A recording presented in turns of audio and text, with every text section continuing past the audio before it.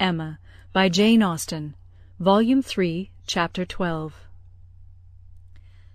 Till now that she was threatened with its loss, Emma had never known how much of her happiness depended on her being first with Mr. Knightley, first in interest and affection. Satisfied that it was so, and feeling it her due, she had enjoyed it without reflection, and only in the dread of being supplanted found how inexpressibly important it had been. Long, very long, she felt she had been first, for, having no female connections of his own, there had been only Isabella whose claims could be compared with hers, and she had always known exactly how far he loved and esteemed Isabella. She had herself been first with him for many years past. She had not deserved it. She had often been negligent or perverse, slighting his advice, or even wilfully opposing him, insensible of half his merits, and quarrelling with him because he would not acknowledge her false and insolent estimate of her own. But still, from family attachment and habit, and thorough excellence of mind, he had loved her, and watched over her from a girl, with an endeavour to improve her, and an anxiety for her doing right, which no other creature had at all shared. In spite of all her faults, she knew she was dear to him. Might she not say very dear? When the suggestions of hope, however, which must follow here, presented themselves, she could not presume to indulge them. Harriet Smith might think herself not unworthy of being peculiarly, exclusively, passionately loved by Mr. Knightley. She could not. She could not flatter herself with any idea of blindness in his attachment to her. She had received a very recent proof of its impartiality. How shocked had he been by her behaviour to Miss Bates! How directly, how strongly had he expressed himself to her on the subject! Not too strongly for the offence, but far, far too strongly to issue from any feeling softer than upright justice and clear-sighted good-will. She had no hope, nothing to deserve the name of hope, that he could have that sort of affection for herself which was now in question. But there was a hope, at times a slight one, at times much stronger, that Harriet might have deceived herself, and be overrating his regard for her. Wish it she must, for his sake, be the consequence nothing to herself, but his remaining single all his life. Could she be secure of that, indeed of his never marrying at all, she believed she should be perfectly satisfied. Let him but continue the same Mr. Knightley to her and her father, the same Mr. Knightley to all the world. Let Donwell and Hartfield lose none of their precious intercourse of friendship and confidence, and her peace would be fully secured. Marriage, in fact, would not do for her. It would be incompatible with what she owed to her father, and with what she felt for him. Nothing should separate her from her father. She would not marry, even if she were asked by Mr. Knightley. It must be her ardent wish that Harriet might be disappointed, and she hoped that when able to see them together again, she might at least be able to ascertain what the chances for it were. She should see them henceforward with the closest observance, and wretchedly as she had hitherto misunderstood even those she was watching, she did not know how to admit that she could be blinded here. He was expected back every day. The power of observation would be soon given, frightfully soon it appeared, when her thoughts were in one course. In the meanwhile she resolved against seeing Harriet. It would do neither of them good, it would do the subject no good, to be talking of it farther. She was resolved not to be convinced as long as she could doubt, and yet had no authority for opposing Harriet's confidence. To talk would be only to irritate. She wrote to her, therefore, kindly but decisively, to beg that she would not at present come to Hartfield, acknowledging it to be her conviction that all farther confidential discussion of one topic had better be avoided, and hoping that if a few days were allowed to pass before they met again, except in the company of others, she objected only to tete-a-tete, they might be able to act as if they had forgotten the conversation of yesterday. Harriet submitted and approved, and was grateful. The point was just arranged when a visitor arrived to tear Emma's thoughts a little from the one subject which had engrossed them, sleeping or waking, the last 24 hours. Mrs. Weston, who had been calling on her daughter-in-law elect, and took Hartfield in her way home, almost as much in duty to Emma as in pleasure to herself, to relate all the particulars of so interesting an interview. Mr. Weston had accompanied her to Mrs. Bates's, and gone through his share of this essential attention most handsomely; but she having then induced Miss Fairfax to join her in an airing, was now returned with much more to say, and much more to say with satisfaction, than a quarter of an hour spent in Mrs. Bates's parlour, with all the encumbrance of awkward feelings, could have afforded. A little curiosity Emma had, and she made the most of it while her friend related.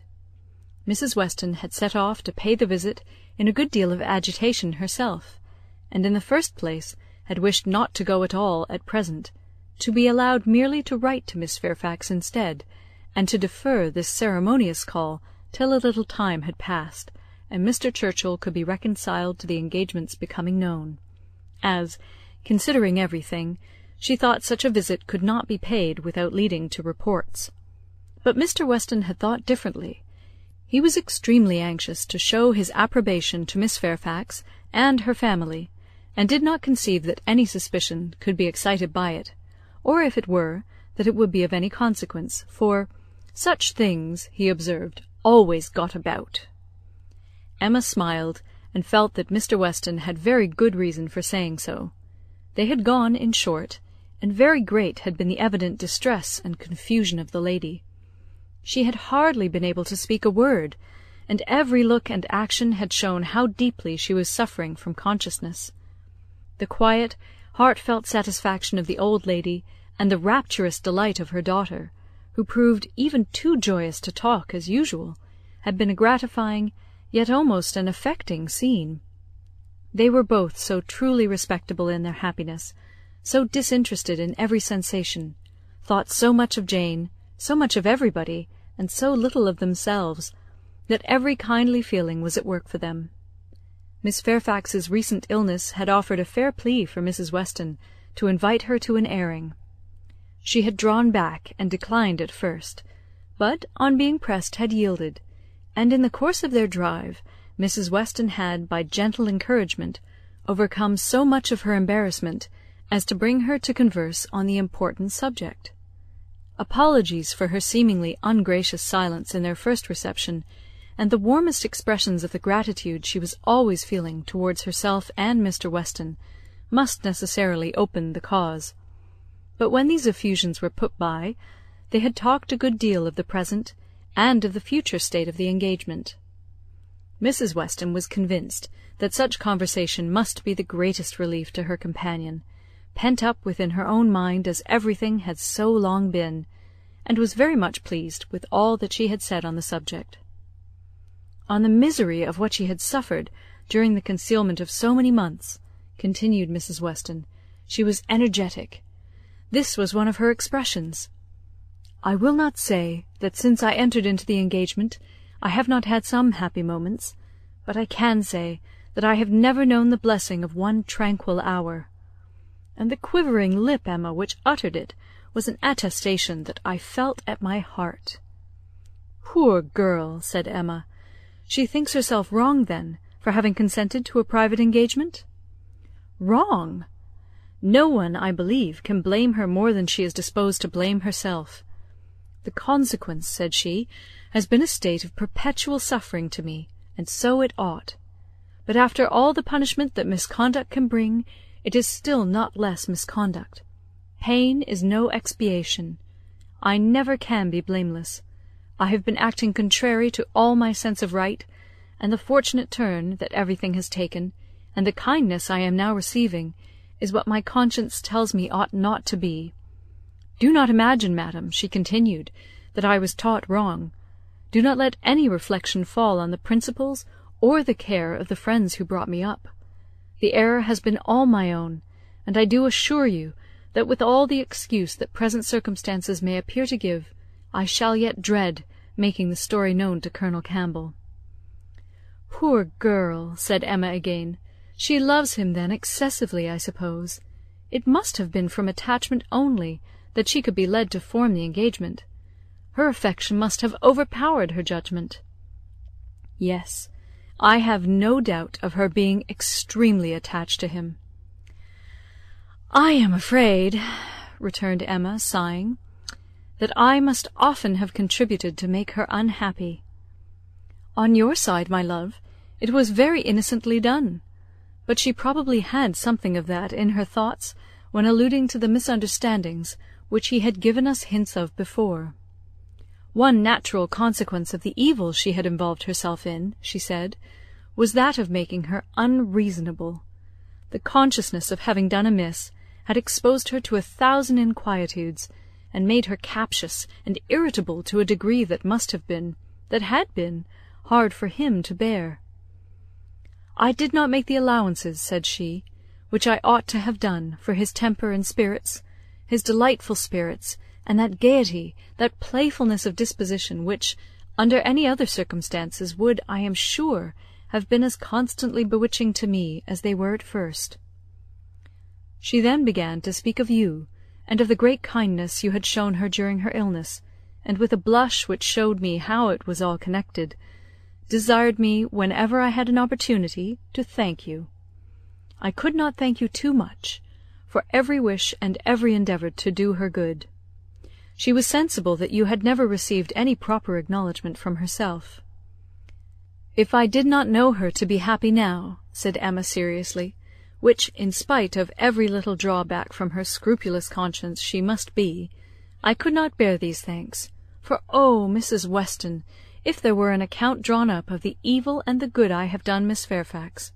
Well, checking herself, and trying to be more lively, this is all to be forgotten. You are very kind to bring me these interesting particulars. They show her to the greatest advantage. I am sure she is very good. I hope she will be very happy. It is fit that the fortune should be on his side, for I think the merit will be all on hers. Such a conclusion could not pass unanswered by Mrs. Weston. She thought well of Frank in almost every respect, and, what was more, she loved him very much, and her defence was therefore earnest. She talked with a great deal of reason, and at least equal affection, but she had too much to urge for Emma's attention. It was soon gone to Brunswick Square or to Donwell. She forgot to attempt to listen, and when Mrs. Weston ended with, "We have not yet had the letter we are so anxious for, you know, but I hope it will soon come," she was obliged to pause before she answered, and at last obliged to answer at random, before she could at all recollect what letter it was which they were so anxious for. "Are you well, my Emma?" was Mrs. Weston's parting question. "Oh, perfectly. I am always well, you know. Be sure to give me intelligence of the letter as soon as possible." Mrs. Weston's communications furnished Emma with more food for unpleasant reflection, by increasing her esteem and compassion, and her sense of past injustice towards Miss Fairfax. She bitterly regretted not having sought a closer acquaintance with her, and blushed for the envious feelings which had certainly been, in some measure, the cause.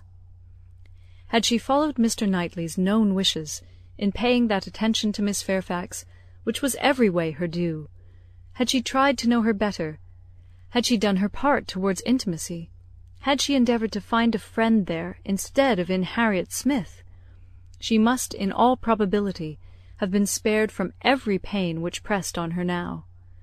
Birth, abilities, and education had been equally marking one as an associate for her, to be received with gratitude, and the other, what was she? Supposing even that they had never become intimate friends, that she had never been admitted into Miss Fairfax's confidence on this important matter, which was most probable, still, in knowing her as she ought, and as she might, she must have been preserved from the abominable suspicions of an improper attachment to Mr. Dixon, which she had not only so foolishly fashioned and harboured herself, but had so unpardonably imparted, an idea which she greatly feared had been made a subject of material distress to the delicacy of Jane's feelings by the levity or carelessness of Frank Churchill's. Of all the sources of evil surrounding the former, since her coming to Highbury, she was persuaded that she must herself have been the worst. She must have been a perpetual enemy. They never could have been, all three together, without her having stabbed Jane Fairfax's peace in 1,000 instances, and on Box Hill, perhaps, it had been the agony of a mind that would bear no more. The evening of this day was very long and melancholy at Hartfield. The weather added what it could of gloom. A cold, stormy rain set in, and nothing of July appeared but in the trees and shrubs, which the wind was despoiling, and the length of the day, which only made such cruel sights the longer visible. The weather affected Mr. Woodhouse, and he could only be kept tolerably comfortable by almost ceaseless attention on his daughter's side, and by exertions which had never cost her half so much before. It reminded her of their first forlorn tete-a-tete, on the evening of Mrs. Weston's wedding day, but Mr. Knightley had walked in then, soon after tea, and dissipated every melancholy fancy. Alas! Such delightful proofs of Hartfield's attraction as those sort of visits conveyed, might shortly be over. The picture which she had then drawn of the privations of the approaching winter had proved erroneous. No friends had deserted them, no pleasures had been lost. But her present forebodings, she feared, would experience no similar contradiction. The prospect before her now was threatening to a degree that could not be entirely dispelled, that might not be even partially brightened. If all took place that might take place among the circle of her friends, Hartfield must be comparatively deserted, and she left to cheer her father with the spirits only of ruined happiness. The child to be born at Randalls must be a tie there even dearer than herself, and Mrs. Weston's heart and time would be occupied by it. They should lose her, and probably in great measure her husband also. Frank Churchill would return among them no more, and Miss Fairfax, it was reasonable to suppose, would soon cease to belong to Highbury. They would be married, and settled either at or near Enscombe. All that were good would be withdrawn, and if to these losses the loss of Donwell were to be added, what would remain of cheerful or of rational society within their reach? Mr. Knightley to be no longer coming there for his evening comfort, no longer walking in at all hours, as if ever willing to change his own home for theirs. How was it to be endured? And if he were to be lost to them for Harriet's sake, if he were to be thought of hereafter as finding in Harriet's society all that he wanted, if Harriet were to be the chosen, the first, the dearest, the friend, the wife, to whom he looked for all the best blessings of existence, what could be increasing Emma's wretchedness but the reflection never far distant from her mind, that it had been all her own work? When it came to such a pitch as this, she was not able to refrain from a start, or a heavy sigh, or even from walking about the room for a few seconds, and the only source whence anything like consolation or composure could be drawn was in the resolution of her own better conduct, and the hope that, however inferior in spirit and gaiety might be the following and every future winter of her life to the past, it would yet find her more rational, more acquainted with herself, and leave her less to regret when it were gone. Chapter 12.